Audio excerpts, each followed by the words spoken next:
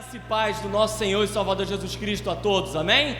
Como é bom estar mais uma vez aqui na casa do nosso Deus, e você aí no seu conforto da sua casa, podendo adorar esse Deus nesse domingo de Páscoa, mas não somente o domingo de Páscoa, mas um domingo ao qual o nosso Redentor, o nosso Salvador ressuscitou, e esse é o motivo da nossa alegria, e este é o motivo de nós estarmos aqui adorando a esse Deus. Eu quero te convidar nessa noite a abrir um espaço na nossa casa, a convidar os seus parentes, mandar esse link para alguém, para que também possa juntamente conosco adorar a esse Deus que hoje ressuscitou e está vivo em nossos corações. Mas nesse momento eu quero te convidar a orar, para que nós possamos dar início, para que nós possamos nesse momento agradecer por tudo que Ele tem feito em nossas vidas. Vamos orar? Pai, muito obrigado, Senhor, por esse domingo, Pai. Muito obrigado, Senhor, por nós estarmos aqui reunidos, Senhor, juntamente com o Ministério de Louvor, mas também com o povo reunido, cada um em suas casas, Pai, cada um no seu conforto, mas também tendo os cuidados, Senhor, por causa desta pandemia, Senhor. Mas, Pai, nós estamos aqui reunidos como um corpo seu, Pai, mesmo online, mesmo com a distância, Senhor, mas nós estamos aqui para poder te adorar neste culto, Senhor, render graças a Ti, Senhor, e te agradecer pelo sacrifício naquela cruz por cada um de nós. Mas nós temos a certeza, Pai, que o Senhor ressuscitou ao terceiro dia e vivo está, Senhor, e vivo está também em nossos corações, a qual nós estamos reunidos para te adorar, Senhor. E que nesta noite não seja diferente, Pai, que nessa noite nós possamos, Senhor, render graças a Ti, continuar louvando a Ti, Pai, e continuar também propagando, Senhor, a Sua ressurreição, Pai. Abençoe esse culto, abençoe o Ministério de Louvor, abençoe a cada momento a Tua palavra, Senhor, a peça, Senhor, as crianças estarão dançando, Senhor, abençoe a todos, Senhor, e que cada um de nós possamos receber a Tua mensagem nesta noite, Pai. Eu te agradeço e te louvo por esta noite de adoração a Ti, amém e amém. Que Deus continue te abençoando.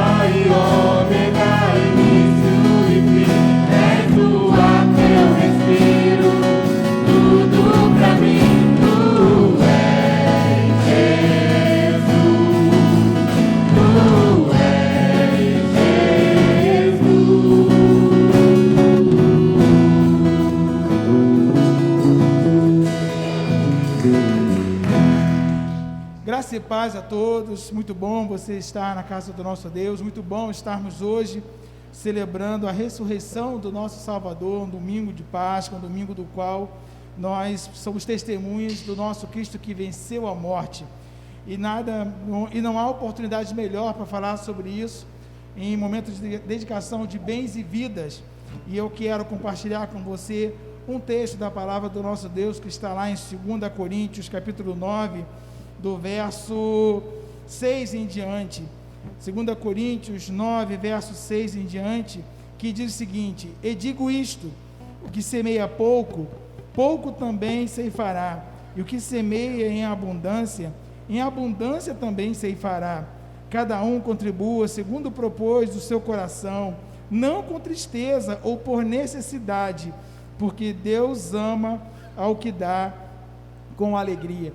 E nós não podemos deixar de passar essa oportunidade de contribuir com alegria, porque Deus, Ele deu o seu Filho por nós com alegria e sofrimento. Eu não acredito que Deus tenha ficado feliz em ver seu Filho morrer por nós, mas Deus, Ele permitiu que isso acontecesse por amor a mim e a você.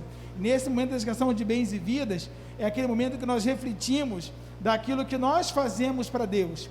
Nós dizemos que amamos o Senhor, servimos o Senhor, Ele é dono da nossa vida, Ele dirige a nossa casa, Ele é dono dos nossos bens, mas nos esquecemos de semear na sua obra, semear no ministério da palavra, aqueles que estão em campo, pregando o Evangelho, abriram mão do conforto do seu lar. Hoje nós estamos podendo estar na nossa casa com conforto, protegidos dessa adversidade que o mundo está sofrendo, mas há pessoas que estão colocando sua vida em risco para poder falar do amor de Deus. E como igreja que somos, nós precisamos entender que ao dar o nosso dízimo, ao dar a nossa oferta, não é um ato simplesmente mecânico, não é um ato de troca para com Deus, mas é um ato de devolver para Deus, e entendendo que tudo que temos e tudo que somos vem dele. Eu quero convidar você que está nos assistindo nesta noite, que você possa pegar, enquanto você ouvirá o Ministério de Louvor entoar uma canção, você poderá ter alguns minutos para acessar o seu aplicativo do banco, no seu smartphone, fazer uma transferência bancária. Você terá a oportunidade de dar o seu dízimo, dar a sua oferta, mas faça isso com alegria de fazer, se sentindo um privilegiado de poder contribuir para o crescimento da obra do Senhor. Então eu quero convidar você, enquanto o Ministério de Louvor ele está entoando o seu louvor, você poderá fazer a sua semente, fazer com que ela multiplique. Vamos adorar a Deus nesse momento.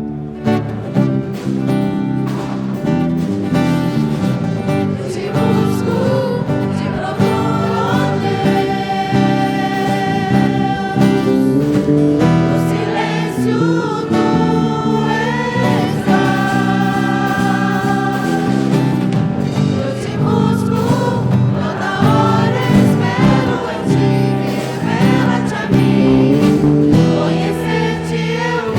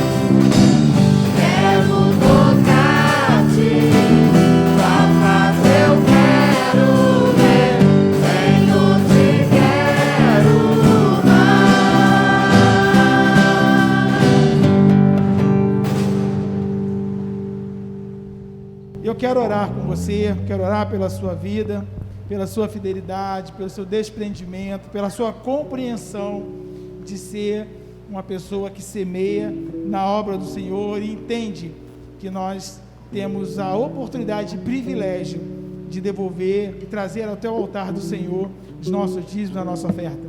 Pai, muito obrigado por nos conceder, ó Pai, a oportunidade de te adorar de uma forma muito diferente. Te adorar, ó Deus, com os nossos bens, com o nosso dízimo, as nossas ofertas, com as nossas vidas, ó Deus, que é uma oferta viva e agradável ao Senhor.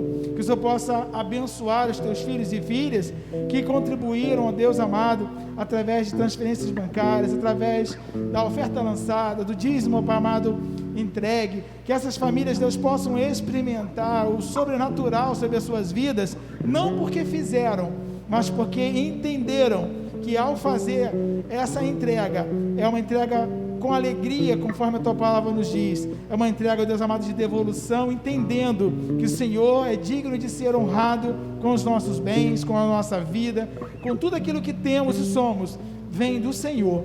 Que cada um possa ser abençoado de uma forma extraordinária. É essa oração que nós fazemos e agradecemos em nome do teu Filho Jesus. Amém. Deus abençoe a todos. Hoje iremos contar uma história, a história que mudou o curso da história, uma história que não é apenas uma história que tem sido contada de geração em geração. Muitas pessoas tentaram apagar essa história, mas não conseguiram. O tempo passou, a humanidade se modificou, o mundo se modificou. Eu fecho os meus olhos, parece que foi ontem. Aquelas terríveis cenas reaparecem vivas na minha frente. Mas antes, eu preciso que lembre o porquê se reúnem aqui, o porquê traz a memória, o porquê o adoram de todo o coração. Mas antes preciso entender que o sacrifício não foi em vão, não foi algo por acaso e nem mera coincidência. Foi por amor. Somente um grande amor seria capaz de uma grande entrega. Você não passa por nada sozinho, ninguém sofre sozinho. Deus não nos prometeu a ausência do sofrimento, mas Ele prometeu que todos os dias estaria conosco. Quem sou eu? Mais uma na multidão. O meu nome ninguém mencionou, mas pode me chamar de Ruth. Eu sou aquela que gastou todo o dinheiro para curar a doença. Só que foi tudo em vão. Já sofria há 12 anos com aquela hemorragia. Aquele mal já me atormentava há quase 12 anos. Já não estava sem esperança, pensando até que era meu fim. E para ajudar a me entreter, eu debruçava na janela para olhar as ruas. Confesso que não tinha muito alívio, mas era uma tentativa desesperada de aliviar a minha dor. Pensei que seria o meu fim. Confesso que pensei até em tirar a minha vida, mas eu não consegui. Alguém poderia me ajudar? Alguém poderia me ajudar? Não sei o certo que está acontecendo. Sou uma mulher de influência. Posso passear por qualquer lugar da corte, mas não sei o que está acontecendo comigo. Ultimamente não posso sair, pois posso ter um mal súbito a qualquer momento. E tenho tido tantos pensamentos ruins. Quando olho para o espelho, vejo vultos. É uma sensação horrível. Um dia tenso.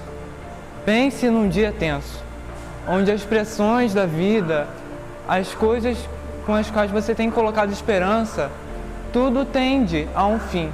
E este fim não é o que você pensa ou deseja. Pense em querer levar sustento para sua casa e não conseguir. Pense em seus irmãos e amigos, todos dependendo unicamente desse sustento. Um dia tenso. Estava pescando no Mar da Galileia com Tiago, João e André. Estávamos voltando para a margem, frustrados, sem nada para entregar. avistamos de longe uma multidão que comprimia ou apertava certo homem. Ao chegar perto da margem, esse homem pediu para subir em meu barco e pediu para que eu me afastasse um pouco da terra. E ali do barco continuou ensinando a multidão. Quando acabou, me chamou e pediu para que eu fosse onde as águas são mais profundas.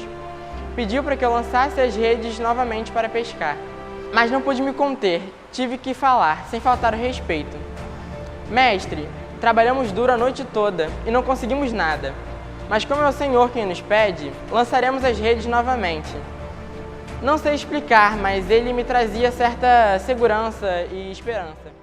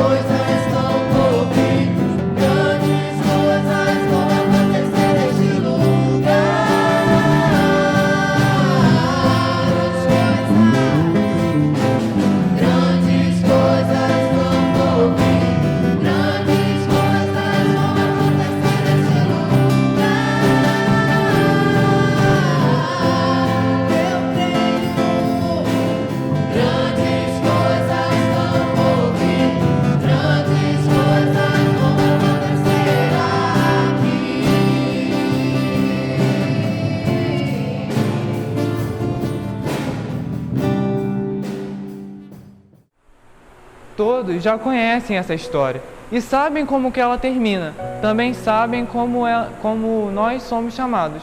Mas vocês tinham que ver Pedro, como que ele ficou quando tudo isso aconteceu. Ficou muito assustado e caiu de joelhos, pedindo: por favor, Senhor, afaste-se de mim, pois eu sou um homem pecador. Mas ele virou-se para mim e, olhando em meus olhos, disse: não tenha medo, agora em diante vocês serão pescadores de gente. Dali para frente passei a me chamar Pedro, apóstolo Pedro, ou podem me chamar de Pedro, discípulo de Cristo. O meu nome não mudou, mas eu sou conhecido como apóstolo do amor. Eu sou João. E andamos com ele na Palestina durante seus 3 anos de ministério. Ele falava sobre muitas coisas. Algumas nós entendíamos, outras não. Às vezes ele falava sobre sua morte, que iria morrer, mas nós nos recusávamos a acreditar ou entender. Eu não sei direito. Maria, mãe de Jesus, uma das figuras mais proeminentes da Bíblia, é uma mulher caracterizada por sua fé, humildade e obediência à vontade de Deus. Uma mulher que recebeu o maior posto entre a humanidade, que é conceber Jesus, o Salvador do mundo. Ela é uma mulher amada por milhares de pessoas em todo o mundo. Ela passou por dificuldades. Seu noivo José quase a abandonou, mas um anjo desceu do céu e disse a ele que a criança que ela tinha em seu ventre era o Salvador, o Messias. Tivemos que sair da nossa moradia para nos registrar conforme a lei decretada por César Augusto. Pensei que nosso filho iria nascer num lugar confortável e agradável.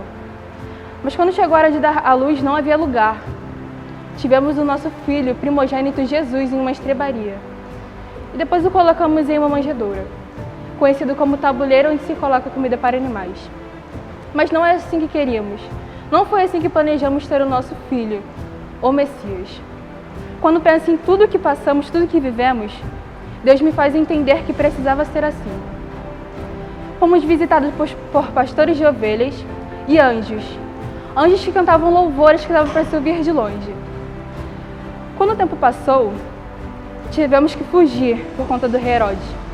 Ele estava muito nervoso com a chegada do nosso rei. Mas quando o tempo passou, o rei morreu e o caminho já estava livre novamente para que pudéssemos voltar para casa. Jesus crescia não só em estrutura, mas também em sabedoria.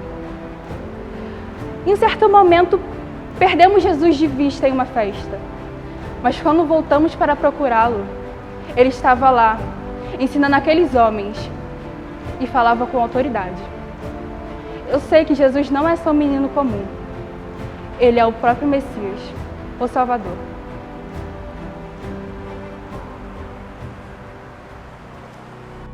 Sou um líder bastante renomado e considerado no Concílio dos Líderes Judaicos.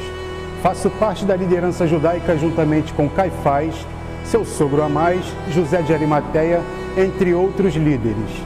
Estamos aí para manter a ordem e não sermos mais afligidos pelo poder dos romanos.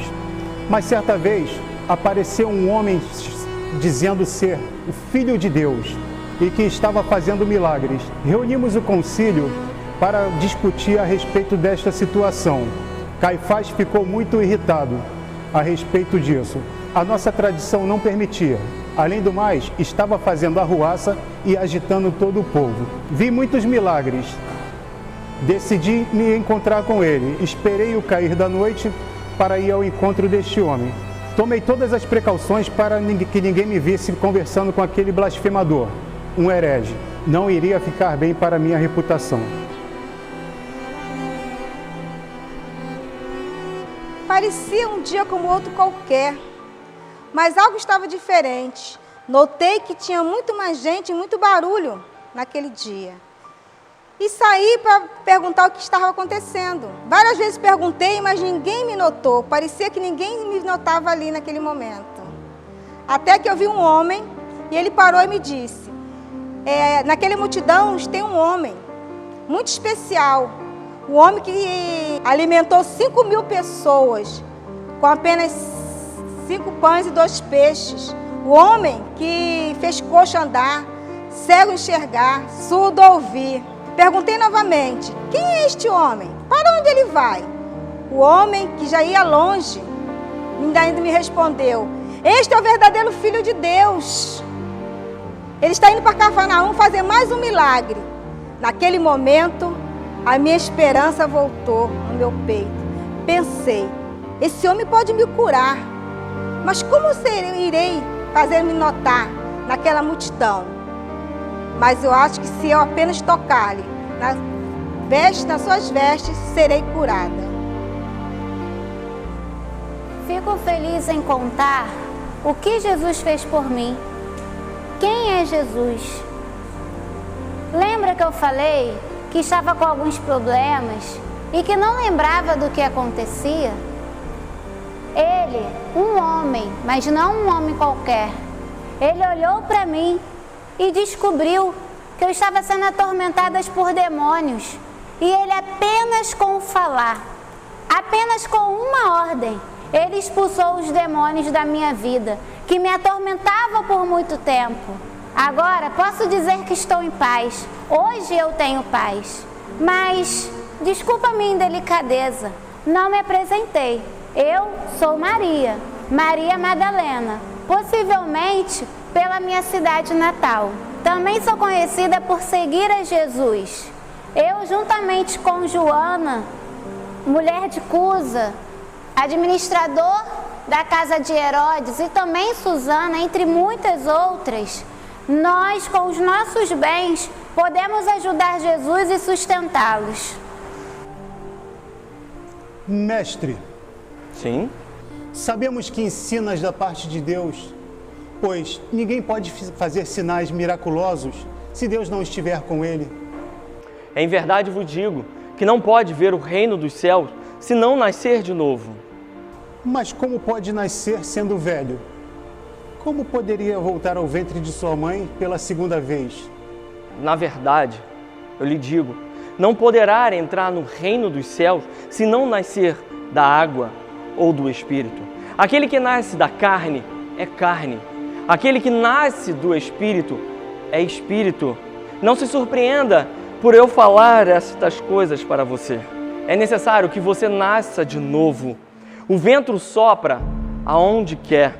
Você o escuta, mas você não pode dizer para onde ele vai, nem para onde está indo. Assim, é todos aqueles que nasceram do Espírito. Como pode ser isso? Você é mestre em Israel e não conhece essas coisas? Asseguro-lhe, eu lhe falei daquilo que conhecemos através do testemunho, e vocês não creram.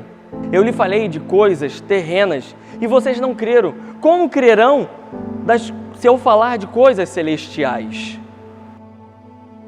Ninguém subiu ao céu, a não ser aquele que desceu do céu, o Filho do Homem. Da mesma forma como Moisés levantou a serpente no deserto, o Filho do Homem também será levantado, para que todo aquele que nele crê, para ter a vida eterna. Porque Deus amou o mundo de tal maneira, e Ele deu o seu único Filho, para que todo aquele que nele crê não pereça, mas tenha a vida eterna. Deus enviou o seu Filho, não para condenar o mundo, mas para que todos pudessem ser salvos por Ele.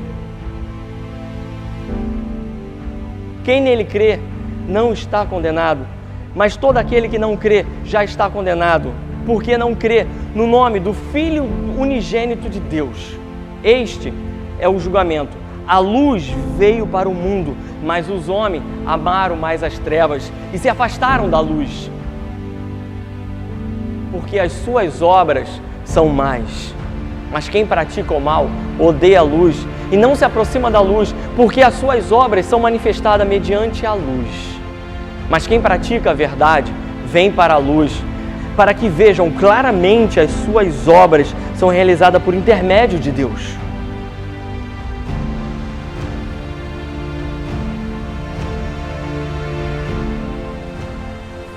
Nicodemos saiu muito intrigado daquela conversa, sem saber se aquele homem era realmente o Filho de Deus, mas posteriormente ele tinha crido verdadeiramente e acreditado e crido que aquele homem era o Filho de Deus. Os fariseus tentavam de qualquer forma condenar Jesus e ele perguntou: a nossa lei condena alguém sem ouvi-lo ou sem vê-lo o que ele faz?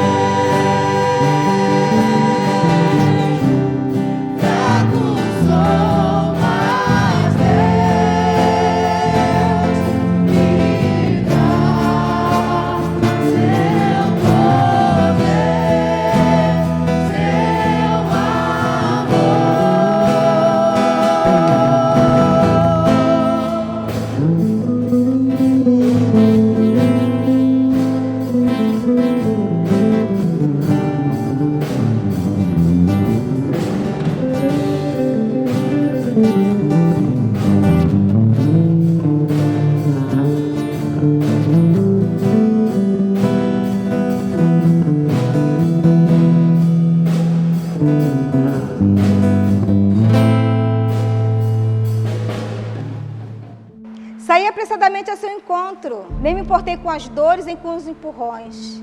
Eu só queria tocar-lhe. Quando enfim me aproximei, num gesto desesperado, toquei-lhe na teu manto. Senti que estava curada. A minha hemorragia acabou. Oh, glória a Deus. Extasiada ainda, notei que a multidão parava e me olhavam. E perguntavam entre si: quem tocou o mestre? Quem lhe puxou a roupa? Eu temorosamente respondi: fui eu.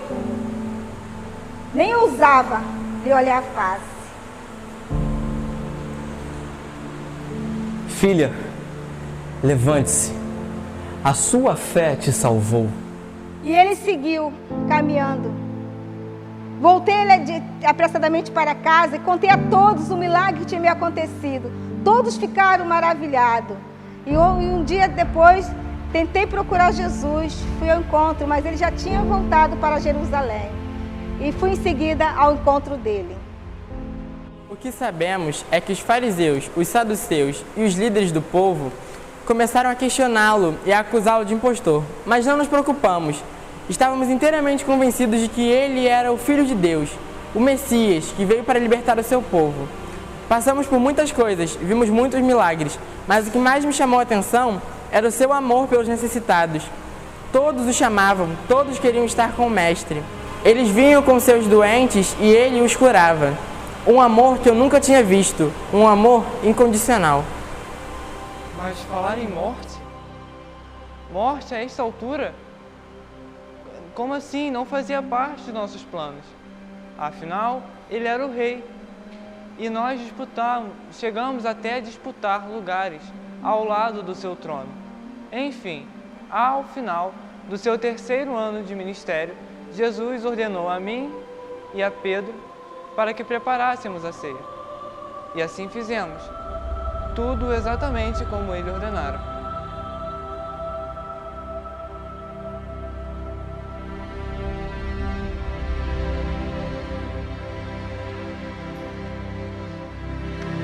Então Jesus chegou e começou a falar em morte, sua morte, falar que esta seria sua última Páscoa. Então Jesus pegou o pão, levantou e deu graças, partiu e dividiu entre nós. Levantou o cálice e deu graças, e disse que este seria o símbolo de sua morte.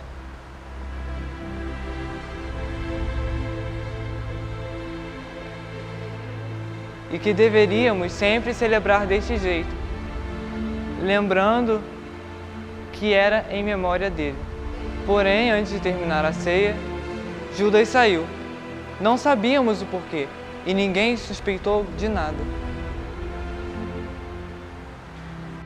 Vocês acreditam que acabei de sair de um encontro com Cristo? Nós estávamos ali, sentados, ceando juntos, e ele disse que eu deveria ficar firme. Disse que Satanás fez o que pôde para nos separar, mas que quanto a isso, ele já havia orado por mim em particular. Pediu para que eu não desanime e nem desista. E disse também que quando eu passar por alguma provação, devo pensar em meus companheiros e fortalecê-los.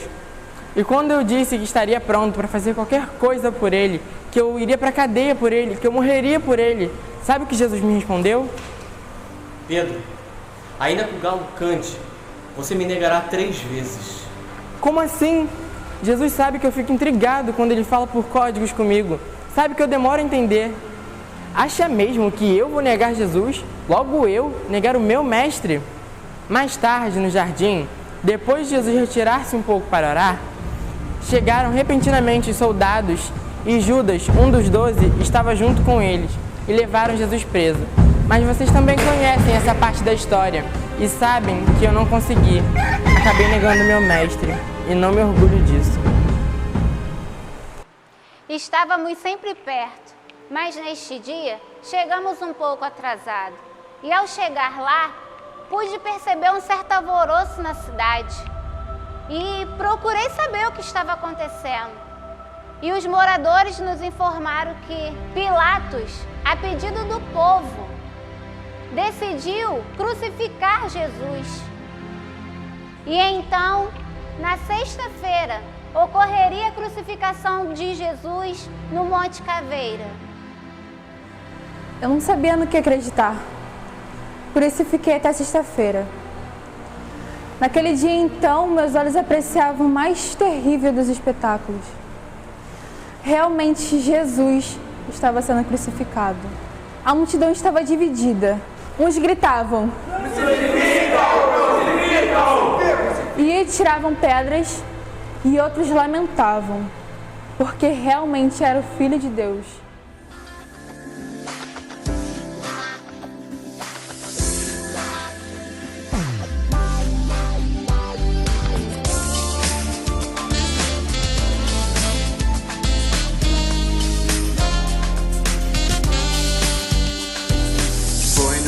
De um monte que levantaram uma cruz, muita gente se reuniu para ver Jesus.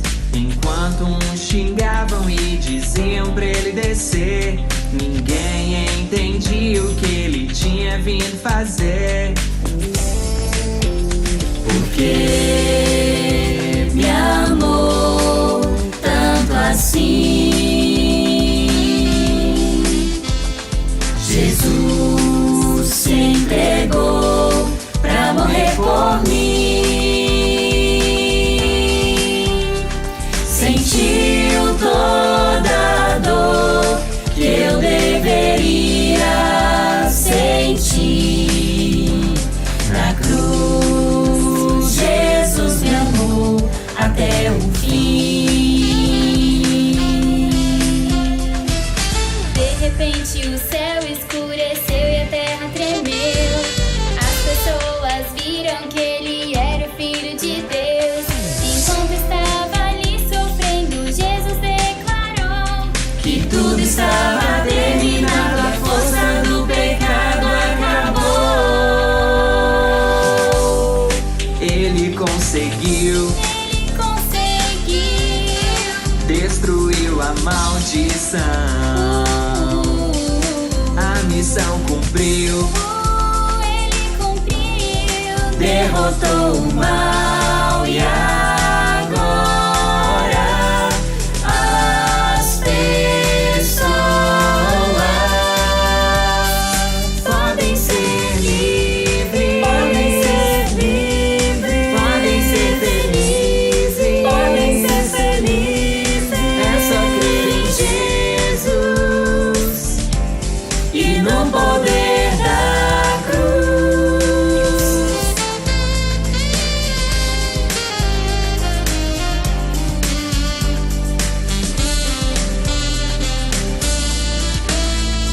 porque me amou tanto assim.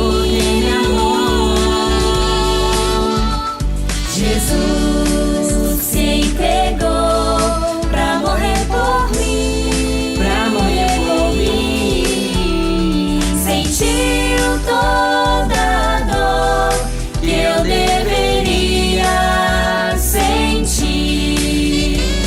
Na cruz, Jesus me amou até o fim.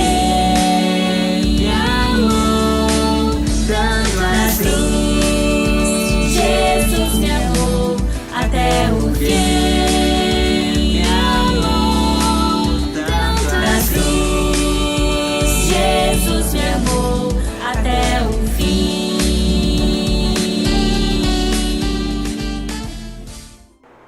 A cena que vi, jamais esquecerei. Colocaram em sua cabeça uma coroa de espinhos, rasgaram suas roupas e o espancaram. Fizeram-no carregar a cruz até o monte chamado Caveira, cruz que ele mesmo carregou.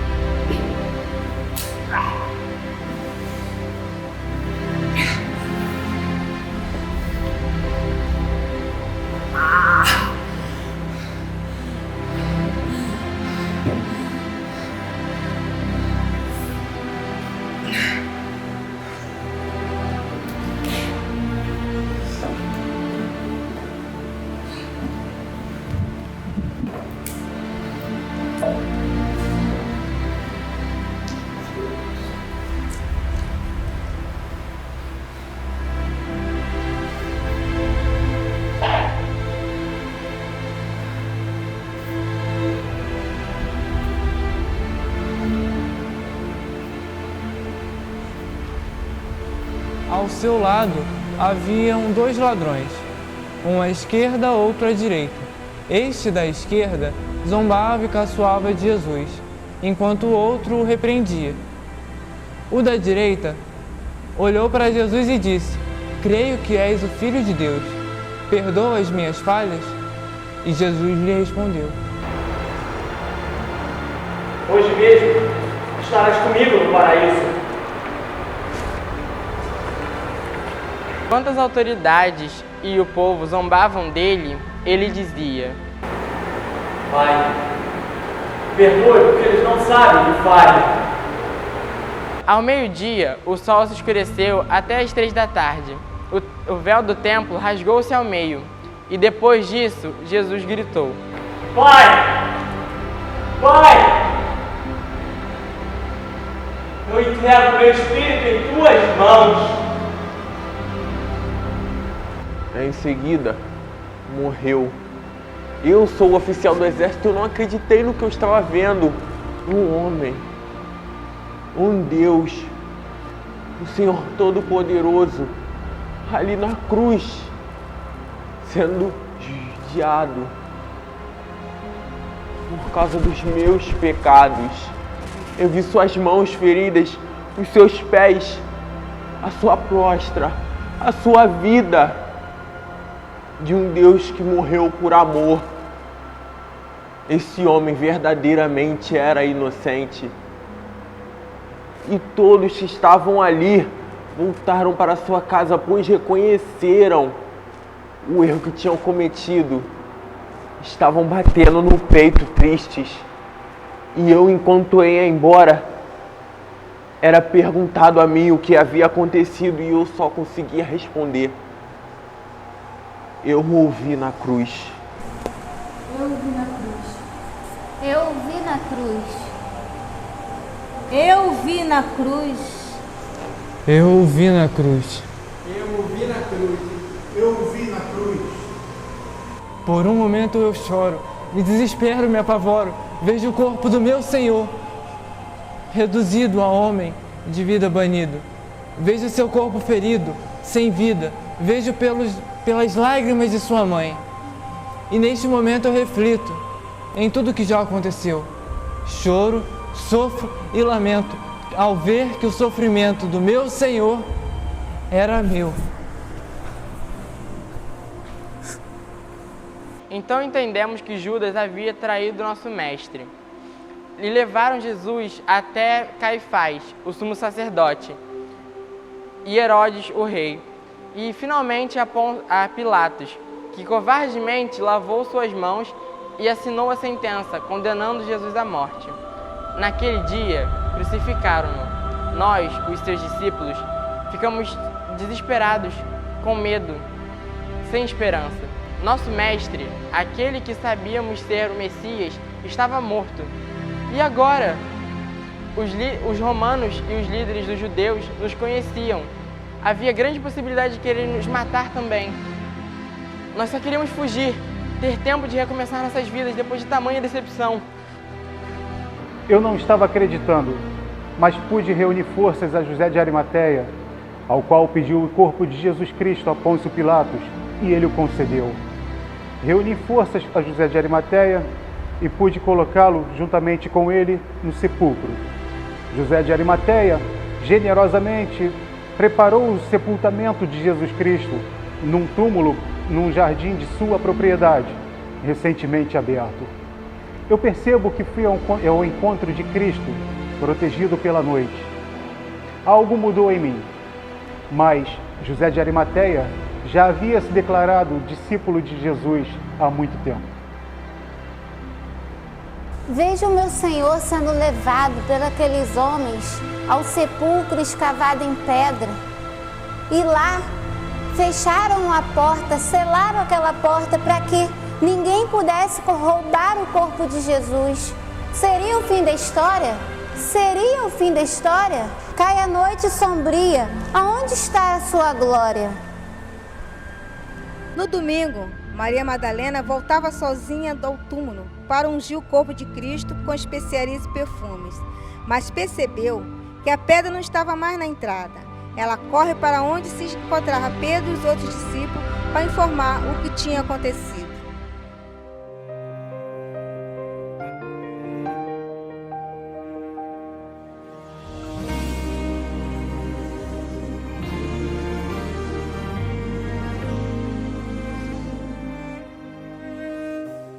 Ressuscitou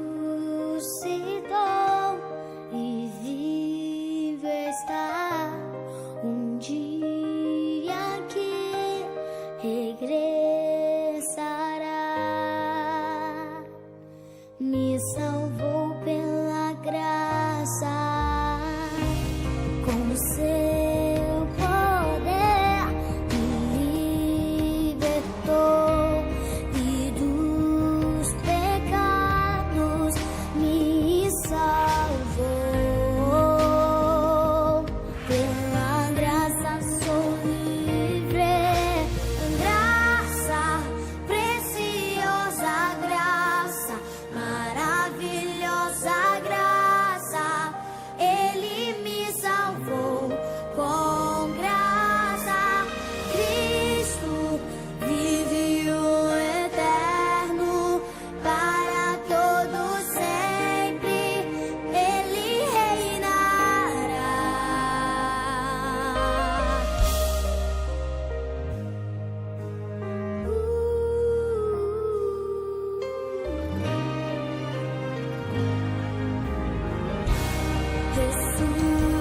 Ressuscitou e vivo está, um dia que regressará.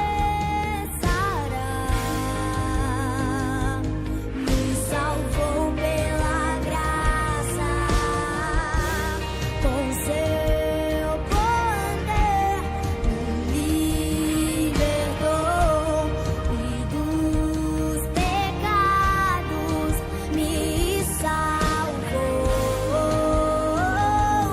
Pela graça sou livre, graça, preciosa graça, maravilhosa graça, Ele me salvou com graça.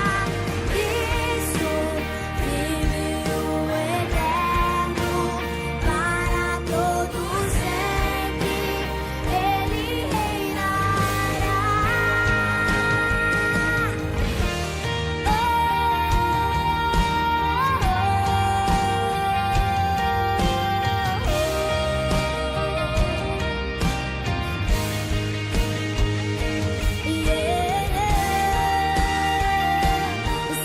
Senhor, tua graça me basta, Senhor.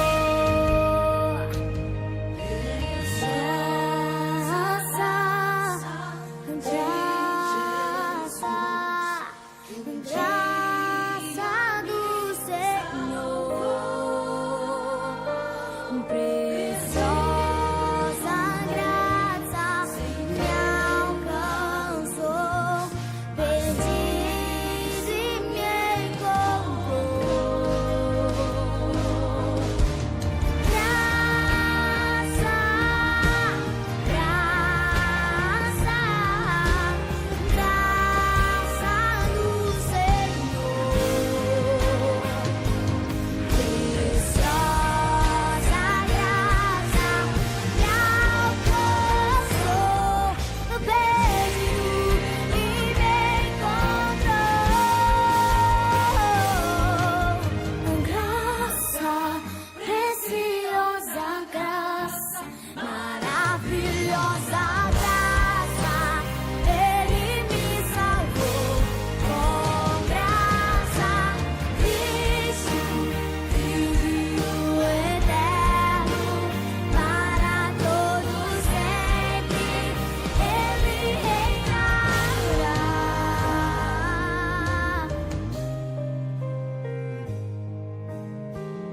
Ele reinará, Senhor.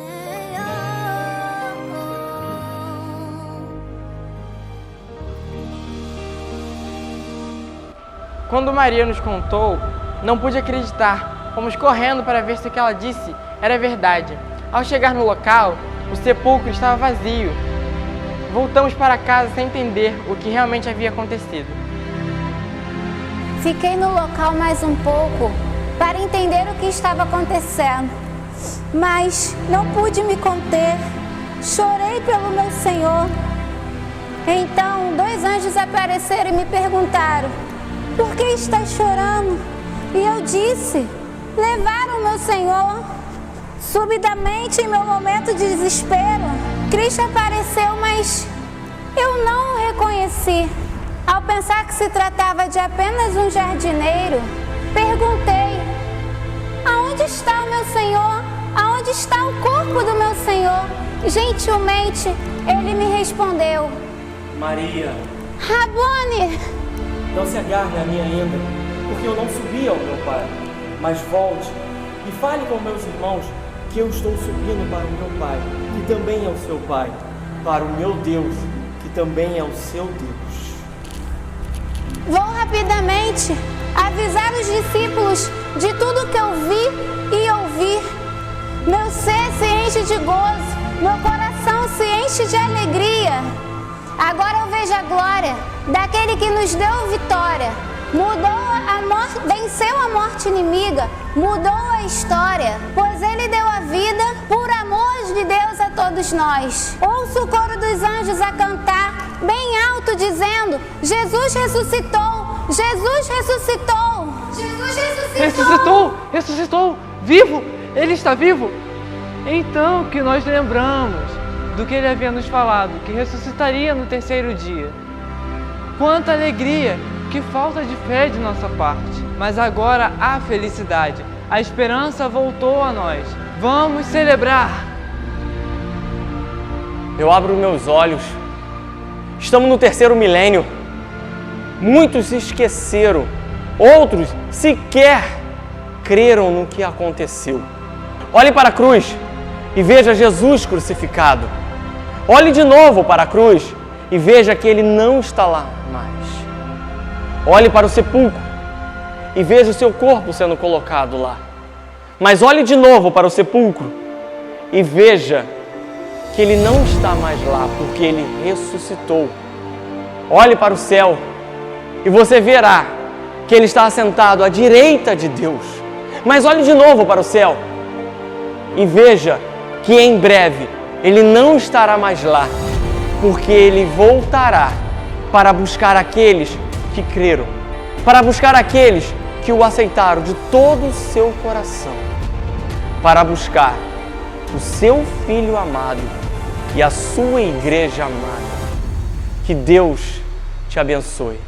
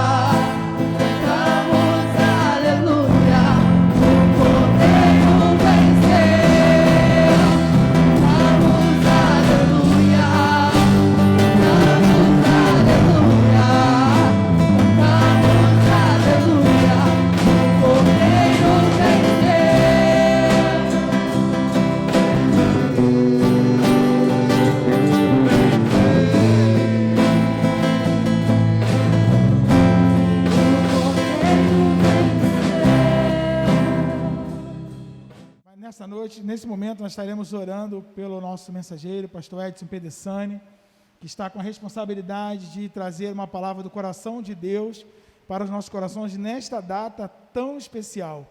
Eu quero convidar você, aonde quer que você esteja, no seu lar, que você abaixe sua cabeça, que você, nesse momento, abra o seu coração, para que Deus possa falar com você de uma forma muito especial e muito particular.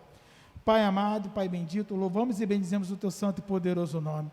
Nos colocamos, Deus, completamente em Tuas mãos e temos, Senhor, a plena convicção que o Senhor usará o Teu servo, o pastor Edson Pedessani, como de costume, e falará aos nossos corações, ó Deus, aquilo que nós precisamos ouvir.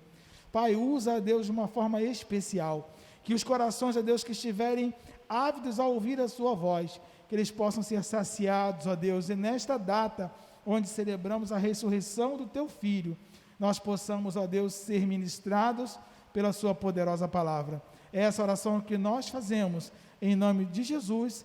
Amém. Amém. Pastor Edson.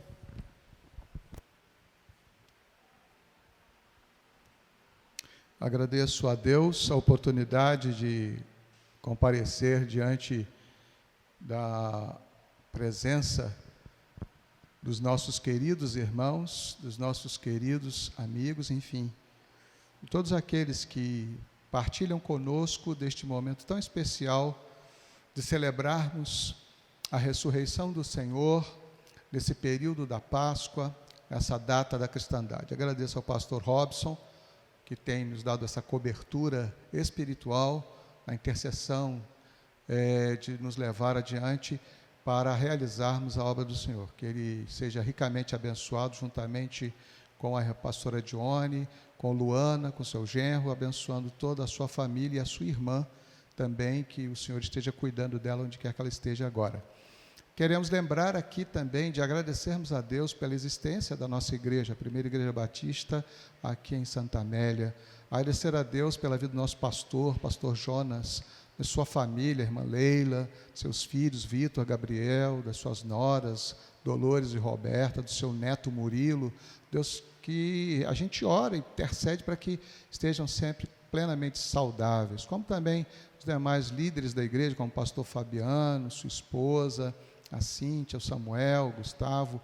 Também nós queremos lembrar da pastora Silvia, de sua família, todos os seus. Então, fora isso, nós também temos que lembrar das famílias da igreja, dos nossos diáconos, das nossas diaconisas, das nossas famílias que estão vivenciando essas dificuldades impostas pela pandemia em nossos dias, que não são só dificuldades no aspecto da enfermidade especificamente, mas as consequências disso tudo que tem afetado os empregos, tem afetado a questão do abastecimento da mesa, mas a gente sempre tem a confiança e a esperança de que Deus está cuidando de tudo, de que Deus está provendo tudo. Essa é a nossa confiança. Por mais que a gente veja a dificuldade que as pessoas estão vivendo e que também nós estamos vivendo, nossos olhos estão postos no Senhor. É aquele que provê. Por isso podemos dizer como salmista, que o meu socorro vem do Senhor, que fez os céus e a terra. Queridos, nesta hora também, quero lembrar que este é um período onde nós lembramos tudo aquilo que aconteceu há mais de 2000 anos atrás com o nosso Senhor. Então, é também um período que nos leva a lembrar e a também novamente sentir, para aqueles que creem, para aqueles que realmente têm essa relação próxima com Jesus, a ideia é ter uma noção tanto quanto mais sentida daquilo que aconteceu nesse período da paixão de Cristo. Como foram as coisas ali. É claro que nós lemos as histórias, nós lemos a Bíblia, nós lemos até livros que falam sobre poesias, as mais a gente ouve dos nossos grandes poetas, das nossas grandes poetisas, que têm feito músicas, cantatas que enchem a gente de emoção, de sentimento por tudo aquilo que aconteceu com Jesus. E nesta noite eu quero trabalhar a ideia de que todos os ditos de Jesus que estão registrados nos evangelhos têm um significado para nós. E nesta noite eu não vou atentar completamente para todas as palavras, porque seria aqui tomado um tempo muito grande. Nós precisamos ser bastante objetivos naquilo que estamos fazendo nesta hora. Por isso eu quero falar do que essas palavras que Jesus disse entre o período que ele está no Getsêmani e o período da crucificação, essa coisa de algumas horas, porque foi na madrugada de quinta para sexta que ele é preso e na sexta ele é crucificado, morto. Então, esse período, as palavras que Jesus disse aos seus discípulos, as palavras que ele disse no confronto com os sacerdotes, com o próprio Pilatos, enfim, tais palavras que foram registradas nos evangelhos significam muito para nós. Então, eu quero começar com um texto que me dá base para trabalhar essa reflexão que quero fazer com você. Em Isaías 53, 4 e 5, nós temos a seguinte expressão, que é a palavra sobre o servo sofredor, aquele que, apresentado ali na profecia de Isaías, era exatamente a figura, o perfil que Jesus vai realmente nos dar como servo sofredor, aquele que sofre pelos que precisam ser reconciliados com Deus. Então, em Isaías 53, 4 e 5, diz assim: verdadeiramente, ele tomou sobre si as nossas enfermidades e as nossas dores levou sobre si, e nós o reputávamos por aflito, ferido de Deus e oprimido. Mas ele foi ferido por causa das nossas transgressões e moído por causa das nossas iniquidades. O castigo que nos traz a paz estava sobre ele, e pelas suas pisaduras fomos sarados. E Mateus 16, 21, após o encontro que Jesus tem com os seus discípulos e faz a pesquisa sobre o que as pessoas achavam que ele era, e os próprios discípulos, tanto que nós temos a resposta de Pedro, ao dizer: tu és o Cristo, o Filho do Deus vivo, e Jesus então diz que ele é bem-aventurado, porque ele não revelou carne e sangue, sim o Pai, revelou o eterno Senhor. Então, Jesus vai começar, então, a falar de algumas coisas. E o versículo 21 de Mateus 16, assim: desde então, começou Jesus a mostrar aos seus discípulos que convinha ir a Jerusalém e padecer muitas coisas dos anciãos e dos principais dos sacerdotes e dos escribas, e ser morto e ressuscitar ao terceiro dia. Estas duas citações que eu fiz, tanto da profecia de Isaías como do próprio texto de Mateus, do próprio Jesus dizendo, apresentando a sua missão de maneira mais clara, de maneira mais específica para os seus discípulos, mostram exatamente o caminho e a direção que vai se tomar todo esse momento da paixão de Cristo. E é claro que a gente precisa entender um pouquinho sobre o que é isso. Quando a gente fala de paixão, e tem muita gente que tem esse tipo de problema. Quando fala assim: estou apaixonado por fulana, estou apaixonada por fulano, estou apaixonado por um carro, estou apaixonado. Então, a paixão se tornou, na nossa língua, no nosso idioma português, uma expressão que denota o quanto a gente tem apreço, a gente gosta, a gente deseja algo ou alguém. Só que a origem dessa palavra, ela fala de coisas que têm a ver com padecimento, de alguém que sofre porque ama, de alguém que está levado a uma condição de sofrimento por amar alguém.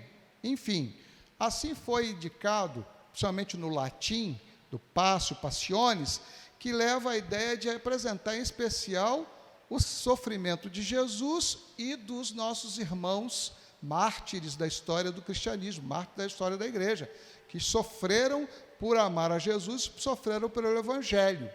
A ideia, que traz depois é de que essa palavra, ou essa expressão, paixão, também vai ser indicado como passivo, paciente, e vai realmente tornar-se a ideia de que é aquele que suporta a dor. Foi com esse sentido religioso que a paixão desembarcou no idioma português, lá para o lado do século XIII. quando começou-se então a traduzir muitas expressões, a própria Bíblia também, próprios textos antigos, para a língua portuguesa.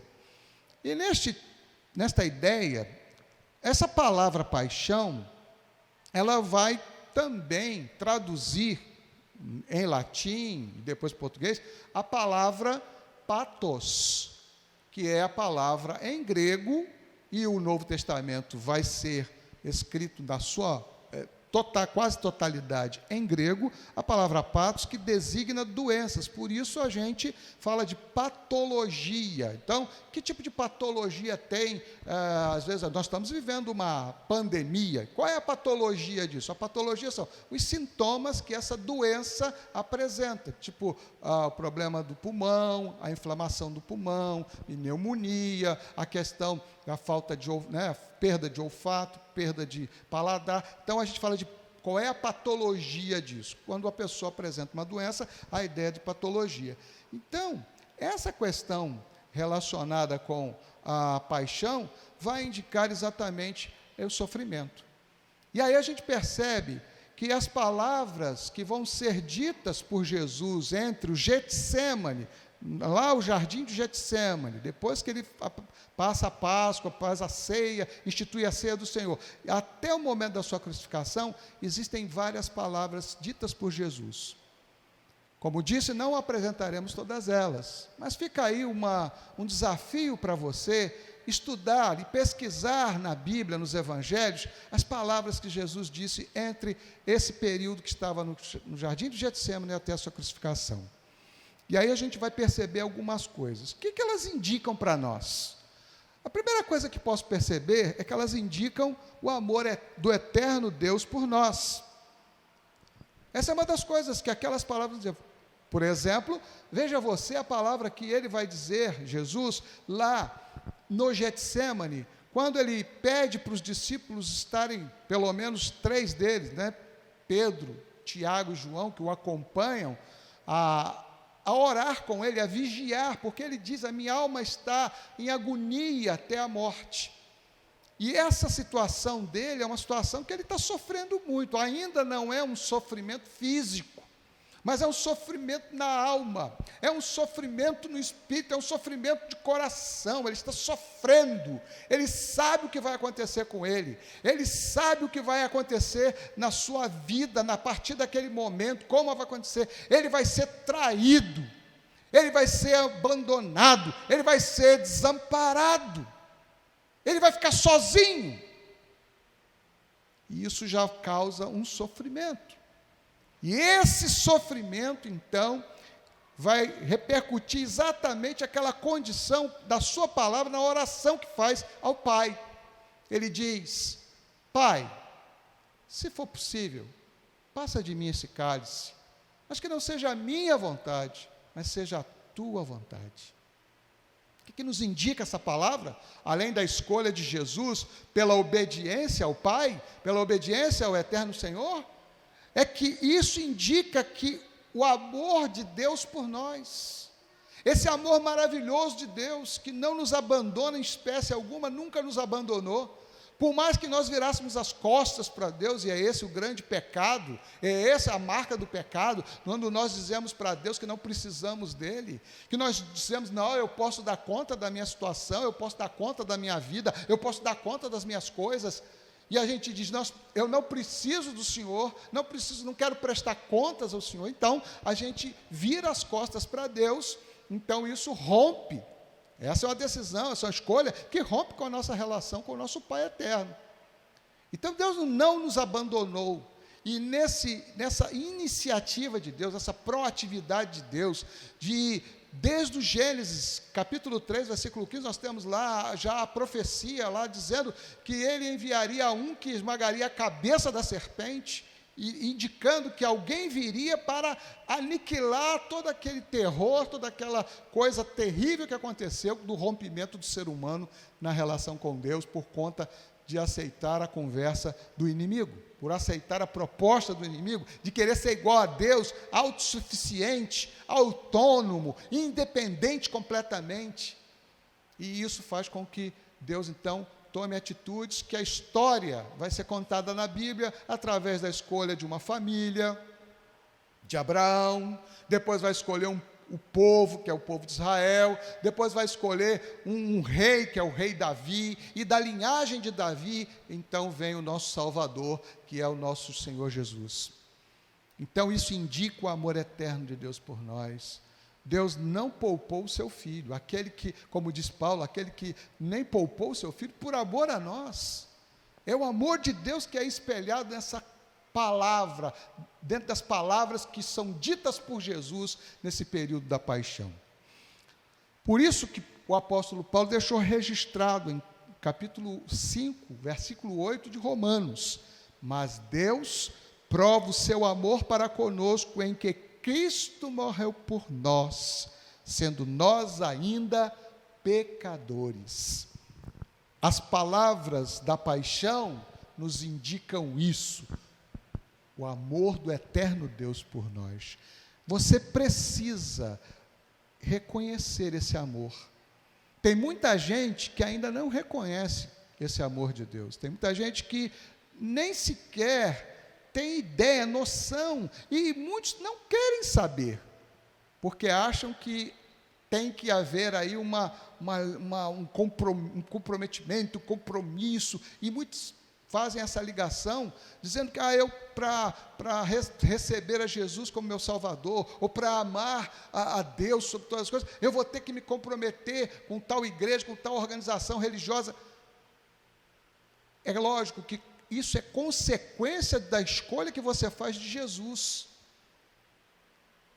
Por isso é necessário que você reconheça o amor de Deus. Mas primeiro, ame ao Senhor. Reconheça que sem Ele você não é nada, que você precisa dEle. Deus te ama tremendamente e quer realmente relacionar-se com você de maneira muito especial. Por isso Ele enviou Jesus. As palavras da paixão nos colocam diante desse significado, indicam para nós o grande amor do eterno Deus. A segunda coisa que quero mencionar é que as palavras da paixão indicam o sofrimento de Jesus por nós. Como disse, o Getsemane já não estava tendo ainda o sofrimento físico.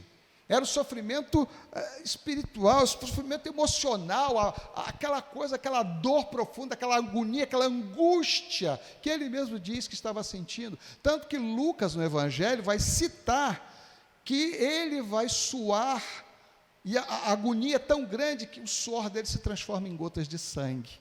Então veja que a dor e o sofrimento eram tamanhos. Logo a seguir, ele vai passar por uma série de torturas. E essas torturas começam lá no Getsemane, quando o traidor o entrega com um beijo, sinal do beijo da traição. E esse traidor já tinha montado o esquema: aquele que eu beijar, esse é Jesus, porque os próprios guardas e os sacerdotes sequer tinham noção de que era Jesus, porque Jesus não era diferente dos demais da sua época. A sua fisionomia, o seu porte físico, enfim, ele não era tão diferente dos demais. Por isso que Judas teve que fazer uma espécie de sinal, de código, para eles saberem quem era Jesus. Mas o Evangelho de João, o próprio Jesus se antecipa para não deixar confusos e que os outros, os seus discípulos que estavam ali no Getsemane, não fossem torturados. Então o que acontece? Jesus se apresenta e diz: a quem procurais? Quem vocês estão buscando? E aí eles: Jesus o Nazareno. Diz: eu sou eu. E esse diálogo você vai encontrar no Evangelho de João. Mas o que acontece é que, a partir daquele momento, começam então as agressões ao corpo de Jesus. Jesus é levado preso, maniatado até o castelo lá, o palácio do sumo sacerdote, Anás, Caifás e o Sinédrio. Ali ele é interrogado, ali ele sofre bofetadas, ali ele sofre cusparadas, eles batem no corpo de Jesus e na sua cabeça com uma espécie de pau, e depois então ele é levado para Pilatos. Pilatos então tenta até tirar o corpo fora, fala, não encontro mal nenhum nesse homem, vocês resolvem entre vocês lá, e aí eles fazem uma situação lá que é para forçar Pilatos a assumir o compromisso, porque eles não queriam ter o sangue de Jesus nas mãos, né, no que diz respeito, porque estavam no período da Páscoa, e não poderiam, a lei impedia que eles matassem alguém, então, já que tinha lá os romanos dominando a Judéia, e eram eles que teriam que fazer esse tipo de cumprir essa sentença. Então, não, ele está dizendo que é rei, e se ele é rei, ele é contra César. E quando usou esse argumento com Pilatos, Pilatos teve que, pelo menos, dizer, então, que vocês o crucifiquem. E ainda tem o outro problema, de Jesus ser rejeitado pela opinião pública. Por quê? A opinião pública sofreu lá a pressão dos sacerdotes e escribas. Então, Jesus sofre, uma rejeição. Porque na hora de ser colocado, e Pilatos tentou fazer um esquema, falou assim, eu vou apresentar Barrabás, que é um bandido reconhecido, o cara é assassino, o cara é o cara que faz a rebelião, provavelmente ele era da turma dos Zelotes, que era a guerrilha da época dos judeus contra os romanos. E então, ele diz, eu vou apresentar Barrabás. Então, aí eu vou, esse camarada que eu não estou vendo problema nenhum nele, estou vendo nenhum crime, nenhum defeito, ele vai ser liberado, porque o povo vai escolher Barrabás para ser crucificado, e ele não. Só que aí, a opinião pública sofreu uma influência, que foi a influência dos principais sacerdotes, escribas, fariseus, que começaram a dizer, crucifica-o, nós queremos Barrabás livre, Jesus a gente quer que crucifique. Então, esse sofrimento da rejeição da opinião pública. E a gente percebe claramente como isso acontece em nossos dias, né? Por exemplo, a gente tem um programa aí que eu não costumo assistir mesmo, não vejo, as chamadas dele aparecem, de vez em quando a gente está assistindo algum outro programa, que é o tal do BBB. E você percebe que as pessoas lá estão lá, né, são tipo ratinhos de laboratório, da questão sociológica, de ver comportamento e outras coisas mais, para ganhar um dinheiro, que está envolvido ali é dinheiro. E você percebe que quando alguém faz lá, trata não sei o quê, e se acha que não vai ser, de repente, assim, excluído da casa, acaba se frustrando, porque acha, puxa, eu era uma pessoa tão boa lá dentro, eu fazia tanto, eu confiava nos... E, de repente, é indicado para o paredão, e no paredão a opinião pública vai lá e diz, a gente quer que essa pessoa seja excluída da casa. Então, rejeição pela opinião pública, isso acontece em nossos dias. Mas no caso de Jesus, foi algo extremo. Então, olha que sofrimento tremendo Jesus sofreu. Então, indica o sofrimento de Jesus por nós. Mas Jesus sofreu porque... Não, ele não cometeu pecado. Ele não errou. Ninguém encontrou. Ele mesmo declarou isso para vocês. Vocês me convençam de pecado. Pilatos ficou olhando para ele e não via pecado nele. O próprio Pilatos. Aliás, tem uma situação interessante, que a mulher de Pilatos tem um sonho com Jesus, e ela vai recomendar a Pilatos, não se meta com esse homem. Olha que conselho terrível, que muita gente está aceitando em nossos dias, de não se envolver com Jesus. E Pilatos acabou achando que, lavando as suas mãos, naquele gesto, aquele ato simbólico de, não, eu não tenho nada a ver com isso, estou lavando minhas mãos, vocês que estão querendo que ele seja crucificado, ele estaria se livrando de alguma coisa. Mas a história não perdoa, a história mantém o homem que sentenciou Jesus à crucificação. Então percebam que as palavras da paixão nos levam a isso. E isso foi traduzido em 1 Pedro 2, 21 a 24. O apóstolo diz assim, porque para isto sois chamados, pois também Cristo padeceu por nós, deixando-nos o exemplo, para que sigais as suas pisadas, o qual não cometeu pecado, nem na sua boca se achou engano, o qual, quando o injuriavam, não injuriava, e quando padecia, não ameaçava, mas entregava-se àquele que julga justamente, levando ele mesmo em seu corpo os nossos pecados sobre o madeiro, para que, mortos para os pecados, pudéssemos viver para a justiça, e pelas suas feridas fostes sarados. Meu irmão, minha irmã, meus queridos, os sofrimentos de Jesus, as palavras da paixão nos indicam isso. Sofrimento emocional, sofrimento ali da angústia, da agonia, o sofrimento de ter sido traído por um dos seus, de ter sido abandonado pelos seus discípulos, de ter sido rejeitado pela opinião pública, de ter sido feito tantas coisas, falsas testemunhas se levantaram. E quando a gente fala que, parece que esse negócio de fake news é só hoje, não, fake news já tinha lá atrás. Notícias falsas já tinha lá atrás. Usaram de testemunhos falsos, de notícias falsas, arrumaram gente para poder dizer coisas horrendas de Jesus, que Jesus não cometeu nada daquilo. Então, os sofrimentos de Jesus. Ah, mas pastor, isso já estava previsto? Sim.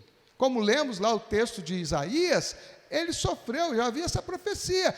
Mas veja bem, olha o que aconteceu no período de Jesus. Aí você diz, mas por que isso aconteceu com Jesus? Primeiro, porque ele escolheu sofrer por você, por mim, pelo mundo, pela humanidade. O pecado, ele nos separou de Deus. E segundo a lei, sem derramamento de sangue, não há remissão de pecado. Então, toda a lei, Jesus foi julgado pela lei judaica, pela lei de Moisés e também pela lei romana. Então, nesse caso, quando se diz que sem derramamento de sangue não há remissão de pecados, Jesus teve que se apresentar como o Cordeiro de Deus que tira o pecado do mundo.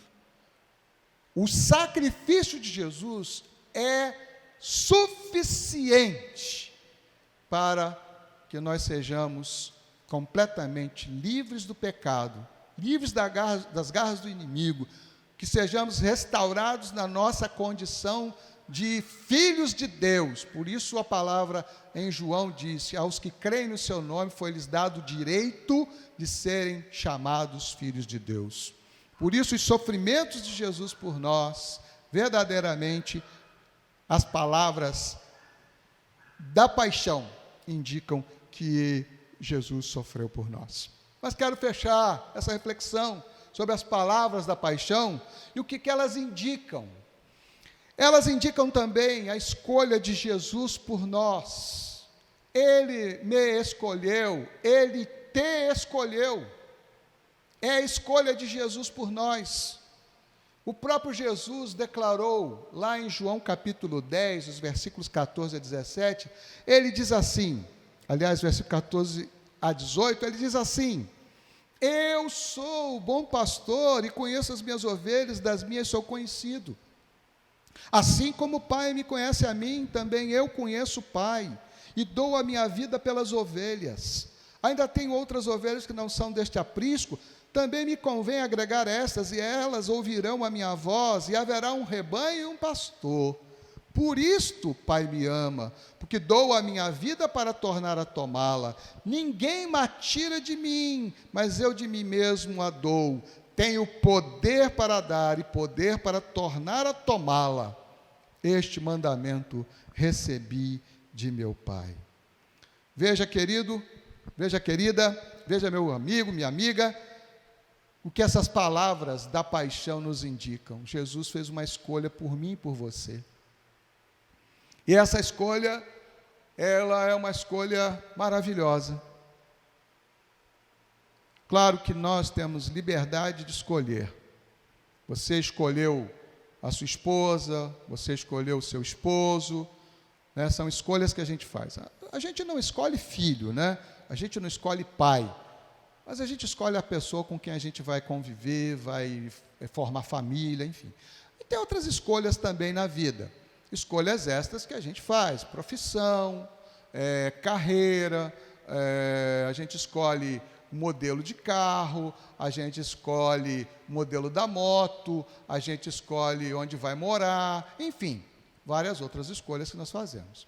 Mas veja bem, que será que você escolheria morrer por alguém que sequer dá a mínima para você? Você escolheria? O apóstolo Paulo diz que há aquele que talvez ouse morrer por um amigo. Por um amigo. Mas o que Jesus fez foi uma escolha para morrer, para sofrer, por pessoas que sequer queriam estar com Ele, que o rejeitaram, que o abandonaram. Então veja que essa escolha de Jesus é algo que nós não podemos de maneira nenhuma ficar sem ter reconhecimento. Nós precisamos reconhecer, Ele escolheu, Ele me escolheu, Ele te escolheu, nós somos as pessoas escolhidas por Jesus, Ele escolheu morrer por mim, morrer por você.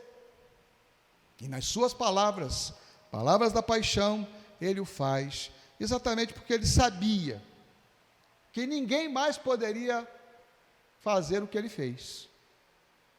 Ele é insubstituível como Salvador. Ele é insubstituível como Messias. E o que Ele passou, o que Ele sofreu, Ele fez por escolha. Escolheu a nós. Escolheu a mim, escolheu a você. Por amor a nós, Ele escolheu morrer na cruz. Aí a gente fica pensando, o que a gente faz com isso? As palavras da paixão têm o seu significado, então. Elas indicam o amor de Deus por nós. Deus não poupou o seu filho. Não poupou o seu filho. E aí a gente lembra do caso de Abraão, quando Deus pede Isaque a Abraão, Deus dá um substituto para Isaque, que é o cordeiro que está lá, o carneiro que está lá preso pelos chifres lá na ramagem lá. E esse carneiro, esse cordeiro, essa ovelha, ela substitui Isaque. Isaque era para ser sacrificado por Abraão, pedido de Deus. Mas o texto de Gênesis diz que houve um substituto para Isaque. Isaque não morreu. Isaque acabou sendo substituído pelo carneiro que estava lá. Mas Jesus, que é o Cordeiro de Deus que tira o pecado do mundo, para ele não houve substituição. Aliás, ele era o Cordeiro que nos substituía para pagar a pena pelo nosso pecado. Em Ezequiel, nós temos a palavra lá, que a alma que pecar, essa morrerá. Mas nem a nossa morte poderia pagar o pecado que nós cometemos diante de Deus. Por isso Jesus é o Salvador suficiente, é o Messias insubstituível, é o Cordeiro de Deus que nos tira o pecado. É Ele que nos livra, é Ele que lava com seu sangue as nossas vidas, nos deixa totalmente purificados, justificados por Ele, podemos ter paz com Deus. Então é a dívida. Eu tenho uma dívida com Deus, você tem uma dívida com Deus, e essa dívida só Jesus pôde pagar, ninguém mais. Só Jesus pôde pagar essa dívida. Por isso, última palavra na cruz, a última palavra talvez da paixão, ela é grega, pelo menos é o que está lá no Evangelho de João. Tetelestai. Essa é uma palavra grega, capítulo 19, versículo 30 do Evangelho de João. Ela era uma palavra muito usada como termo jurídico, indicando algo consumado, resolvido, como uma dívida quitada. Dívida quitada. Quantos de nós que estamos devendo, né? Alguns de nós está devendo, num momento tão complicado como essa pandemia, com dificuldades econômicas para tudo quanto é lado, a gente acaba tendo dívidas e precisamos quitá-las. Como a gente fica feliz em quitar as dívidas, em pagar aquilo que estamos devendo? Eu pelo menos, fico contente demais por conseguir pagar aquilo que eu estava devendo. Paguei e fico feliz. Só que em relação ao pecado, eu não tenho condições de pagar. Nada do que eu faça poderá pagar. Só o que Jesus fez. Por isso que a nossa salvação não é pelo nosso mérito, mas é pela graça do Senhor. Por isso o apóstolo Paulo declarou: pela graça sois salvos por meio da fé, isso não vem de vós, é dom de Deus. Então é presente de Deus para mim e para você. Encerro essa nossa reflexão com uma ilustração que creio vem a calhar exatamente para aquilo que você pode ter uma ideia do que aconteceu para nós com Jesus. O que Jesus fez por nós? A história é de um médico que morava numa cidade do interior e lá ele estabeleceu a sua clínica. Ao estabelecer a sua clínica, ele foi atendendo as pessoas que moravam naquela cidade. E ele não fazia distinção, atendia todo mundo, tanto quem tinha condições de pagar consulta e tratamento, como quem não tinha condições para pagar. Então, todas as pessoas eram atendidas na sua clínica, ninguém ficava sem atendimento. Como a gente está precisando de um médico assim em nossos dias, né? Aí, esse médico, lamentavelmente, veio a falecer. Morreu.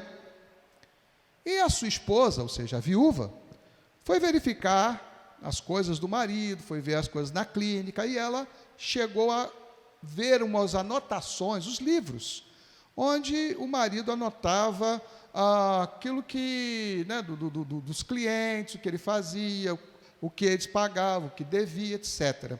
E ela, ao fazer, ela percebeu que nos livros constavam muitas pessoas como inadimplentes, pessoas que não pagaram a sua consulta, não pagaram o tratamento. Ela mandou fazer os cálculos e ela foi informada por quem fez os cálculos de que os valores eram altos. Era uma grana boa que ela poderia reivindicar, já que ela era viúva, herdeira da clínica, herdeira do crédito que estava na rua. Bom, o que ela fez? Ela entrou com uma ação na justiça e acreditou que podia receber o que os seus possíveis supostos devedores deveriam pagar. Pois bem, foi acolhida a sua reclamação. E o juiz, então, mandou convocar todos os devedores, todos os supostos devedores, pessoas que estavam na lista. E essas pessoas compareceram, sem ter muita noção do que estavam cobrando deles. E aí, no final das contas, o juiz, então, apresentou o motivo. Olha, vocês estão aqui, vocês lembram do médico fulano de tal? Ah, sim, o médico tratou da gente. Então, pois é, vocês todos são pacientes. Ah, fomos pacientes dele, sim. Pois é, esta aqui é a senhora fulano de tal, esposa do médico. E ela encontrou o registro de que vocês ficaram devendo ao médico consultas e tratamento. E ela agora, como herdeira, ela quer receber o dinheiro que vocês estão devendo ao médico. E eles ficaram assim meio assustados, e alguém então pediu a palavra ao Meritíssimo. Senhor Meritíssimo, por gentileza, eu preciso falar. Aí o Meritíssimo concedeu. Quando nós estávamos lá com o doutor, ele sabia da nossa condição precária, a gente não ter condições de pagar, e muitas vezes, quando isso acontecia, ele anotava o nosso nome, anotava o que ele fez com a gente, com a caneta de tinta preta. Mas do lado, ele anotava com a caneta de tinta vermelha, assim, já está pago. E não cobrava mais da gente. Os outros também, isso. O juiz, então, falou, Meirinho, me traga aqui os livros. E o Meirinho, né, aquele funcionário, levou, e o juiz começou a folhear e percebeu que era exato o que a pessoa tinha falado. Daí ele convocou a viúva, disse, minha senhora, por gentileza, chega aqui. E aí ele apresentou, essa caligrafia aqui, a senhora reconhece que é do seu marido? Ela olhou, é a caligrafia do meu marido, essa assinatura é do meu marido, sim. Então ele disse, então está o caso resolvido. Vocês não devem mais nada e a senhora não pode receber. Mas por quê? Porque o seu marido já disse que já está tudo pago. Queridos, preste atenção nisso. O que vai nos colocar diante do grande tribunal de Deus na volta de Jesus? A nossa dívida paga. E a nossa dívida paga não foi escrita com tinta vermelha, como lá na história do médico. A nossa dívida paga foi escrita com o sangue de Jesus. É o sangue de Jesus que está dizendo lá, está quitado, está pago. Por isso que nesta hora você precisa refletir sobre a sua condição diante dessa coisa maravilhosa que é a revelação do amor de Deus em Cristo Jesus para conosco. Você tem uma dívida com Deus, eu também tenho. Quem é que pode pagar essa dívida? Eu não posso, você também não pode. Nenhum dinheiro do mundo pode, nenhuma propriedade do universo pode, somente a morte de Jesus. Por isso, nesta hora, eu convido você a pedir perdão ao Senhor, a reconhecer o seu pecado, a pedir o perdão ao Senhor e falar: Senhor, eu quero me reconciliar contigo, eu não quero ficar com essa dívida contigo, eu aceito o pagamento feito por Jesus na cruz do Calvário e eu quero verdadeiramente servir a Jesus. A minha oração é que as palavras da paixão produzam o efeito em você de reconhecer o amor de Deus por você, os sofrimentos de Jesus por você e a escolha de Jesus por você.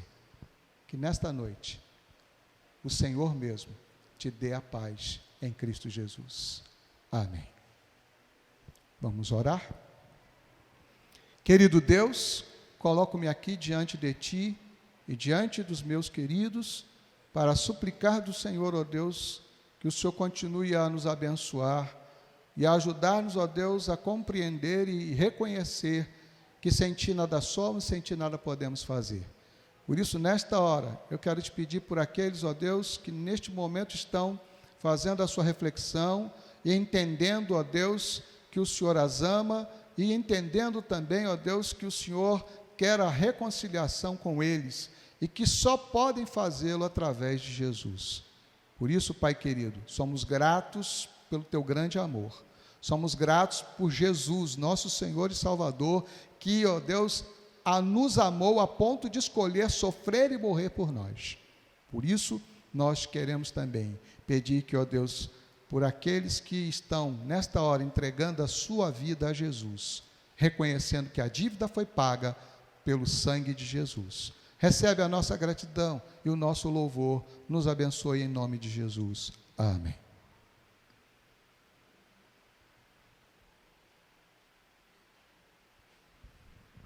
Obrigado, meu pastor. Enquanto o Ministério de Louvor está subindo, nós temos muito que agradecer ao nosso Deus. Assim que o Ministério de Louvor encerrar o louvor, o pastor Ed estará nos impetrando a bênção apostólica.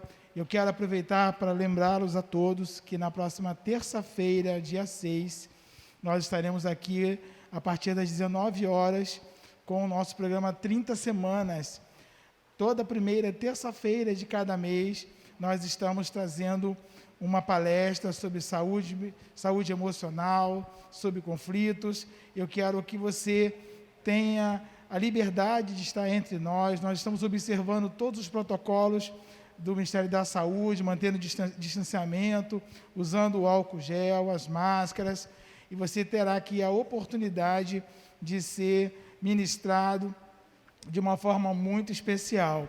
Então, nós estaremos encerrando esse momento com um louvor de celebração. Afinal de contas, Jesus Cristo ressuscitou, afinal de contas, Ele já pagou o preço, conforme o nosso pastor acabou de nos dizer, e trazer essa palavra para os nossos corações.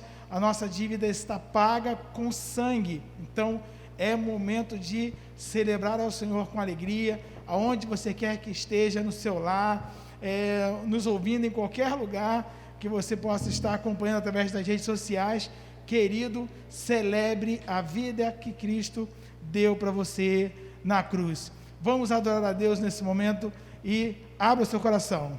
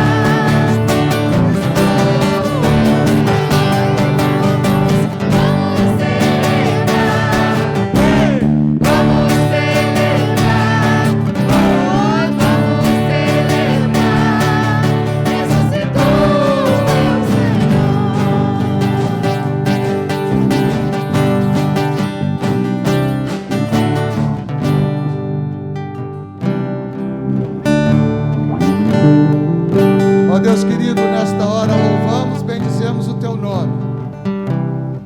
Recebe a gratidão dos nossos corações. E agora, o amor de Deus o Pai, a graça salvadora de Jesus, seu Filho, as doces consolações e a santa comunhão do Espírito Santo de Deus, sejam com todos que estão neste lugar, como também aqueles que estão assistindo à programação da Primeira Igreja Batista em Santa